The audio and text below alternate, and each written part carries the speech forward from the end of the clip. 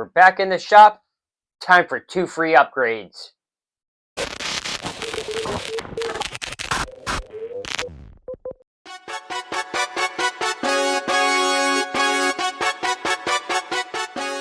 Hey, Corey here, Canadian RC guy. Welcome back. Well, like I said last time, we got 2 free upgrades you can do to probably any SCX24, but in our case, we're doing it to our AX24. So one thing you're going to need are 2 of the little springs here. Can you see them there? They're from one of the, let me see if I got a pen up here, an extra one. I think I do.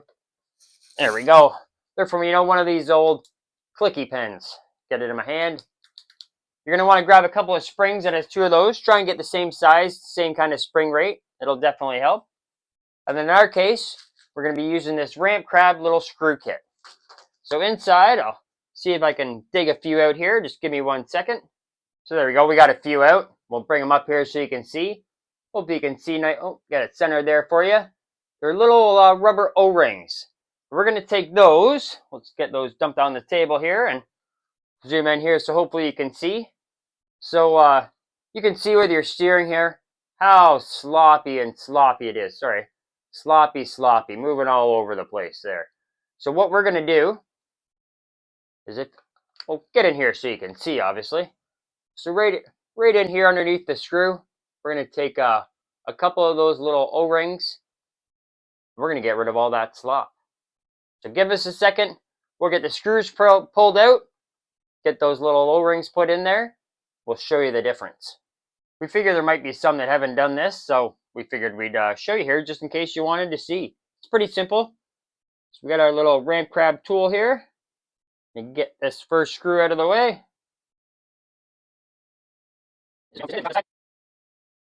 Grab one of those little rubber O-rings there. And the screw's attached in there so you don't have to worry about it falling off. Well, I think it's going to be easier if we just flip this thing over.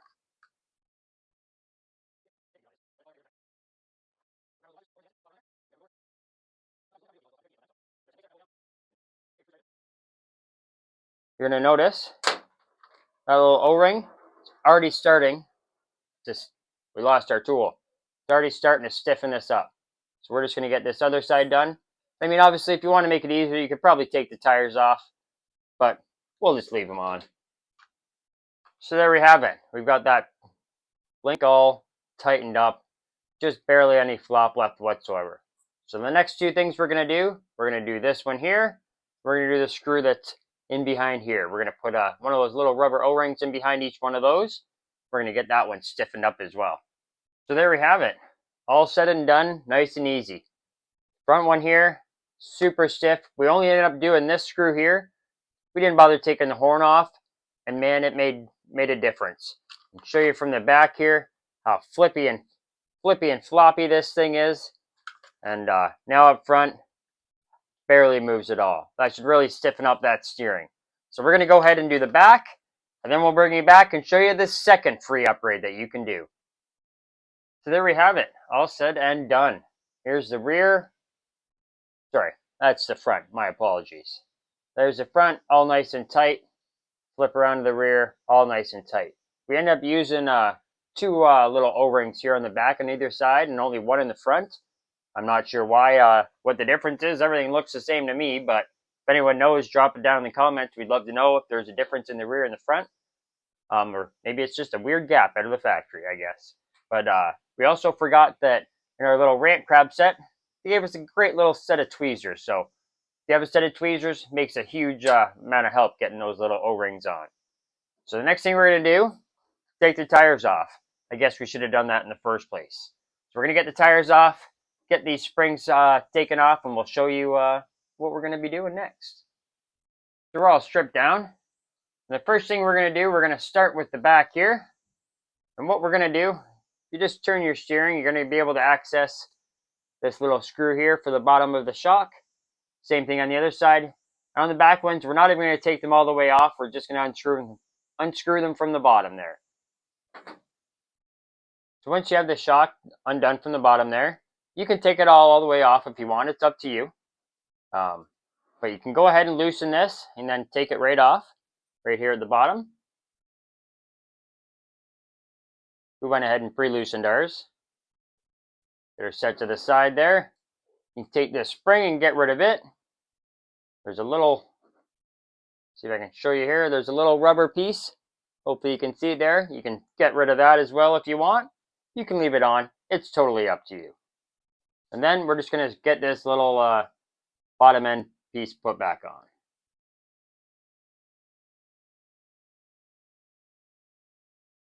We're right-handed, can't quite do it that way. So like I said, we're just going to get that screwed back on. Snug it up, just like that, and we're just going to leave it running with no spring whatsoever. So we'll get that put back on, do the same thing to the other side, then we'll show you what we're going to do to the front end. So there we have it, back is all done and put back together. And as you can see, it's already sitting a whole lot lower. And that's one of the things that I guess we're after.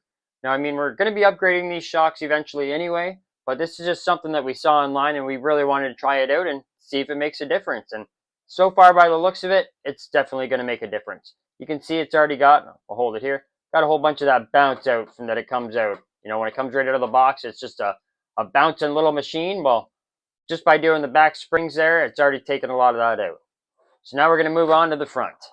So we're going to take the shocks right off the entire thing this time because we got a little bit more work to do. So we'll go ahead and get those off. Then we'll bring it back and show you what we're going to be doing. All right, so we've got both the shocks off on the front. There's one still together, obviously. And then we got one taken apart. So I guess starting from the bottom here, you're going to have the little bottom piece there that threads on. You're going to have a little rubber stopper. Then up here at the top of the shaft here, you're going to have this little plastic O-ring. You can get that out of the way. And then, once you unthread the top of it here, you're going to be able to pull your pin. We'll get her in there. Your pin's there. You're going to be able to pull your pin directly out. Now, in the video we watched, they were able to take little springs from their pins here and drop them right down inside. And I'm sure that they used factory springs. I'll have to go back and check, but I'm positive it was just factory SCX24 springs. So because that spring doesn't fit, what we're going to do here, we'll stretch it out a little bit. We're going to clip off the top of it, get that right out of the way there. We're going to probably do the same thing to the bottom. Actually, we won't need that either because we know that's not going to fit. So what we're going to do, take our shaft, slide it right down inside here. And see if we can just crimp that little spring on there a little bit tighter. And there we go. That's going to at least keep it so that way the head can't get through. So I'm thinking the next step, we're just going to take this spring back off. We're going to cut it in half. Keep this, get back here. We'll keep that for the next piece.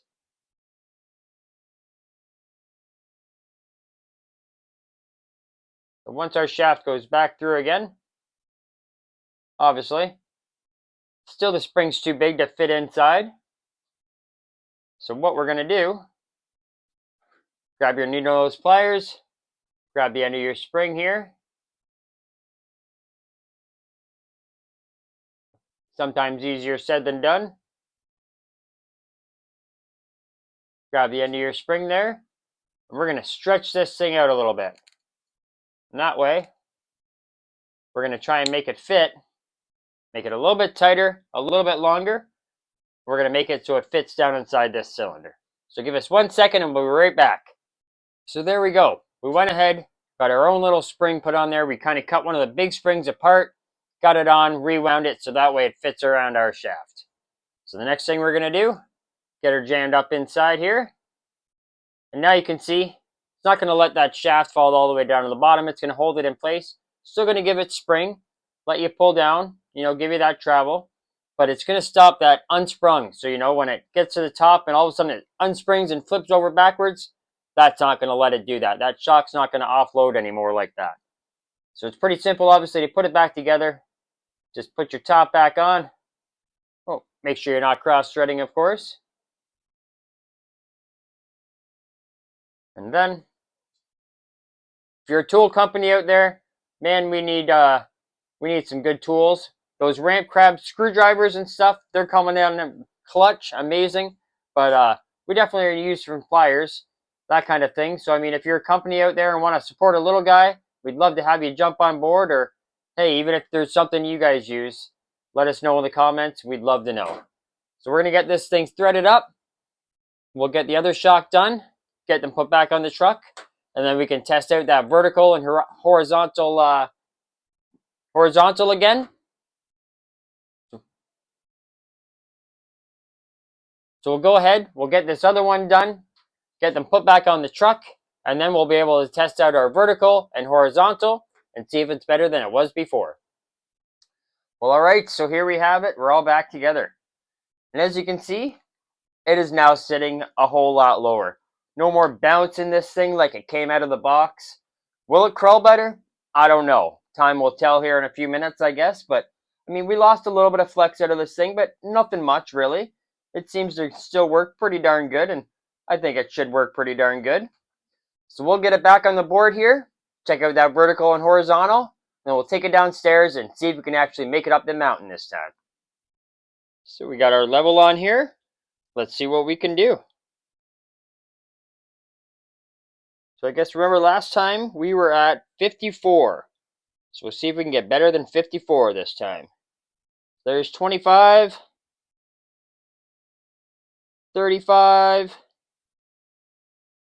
38, 39, 40, 42, 44, 45,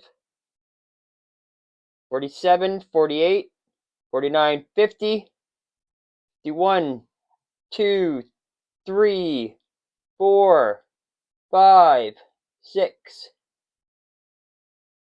8. We're at 60. Well, 59. Give me a second here. I'm going to adjust ourselves. So there we go.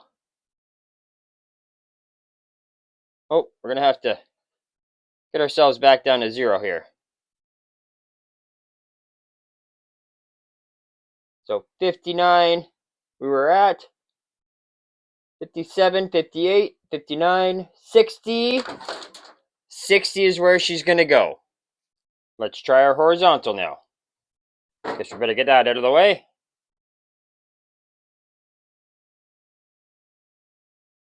$27, 28, 30, 32, 34, 35, 36, 37, 38, 39, 40, 41, 42, 43, 44, 5, 6, 7, 48, and 48 is where we're going to end up. So far, out of the box stock for vertical, we are at 51, 52, and now we're at 60. And for our horizontal, we were at 38, and now we're at 48. So I'd have to say that's some pretty good improvements so far. So let's take it downstairs and see if we can get over that mountain top now. So let's see if we can make it up the middle here first. That is supposed to be our easiest way up. Oh yeah, she's just gonna walk its way right up, no problem. Now that's a big difference. Try the outside edge here. Oh, I don't think it's gonna quite have the angle to get there. Let's try it out, maybe a different line here.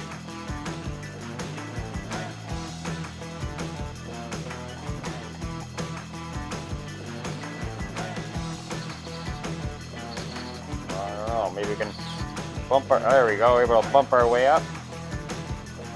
And keep it going. Look at that. Made our way to the top. Let's try that outside line. See if we can make it up all 3.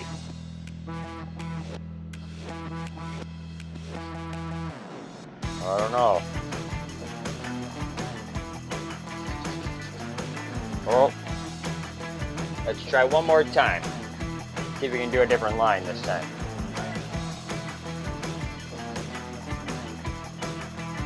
Oh, I don't think we're going to be able to get it from that way. Maybe we can do it from the angle up this way.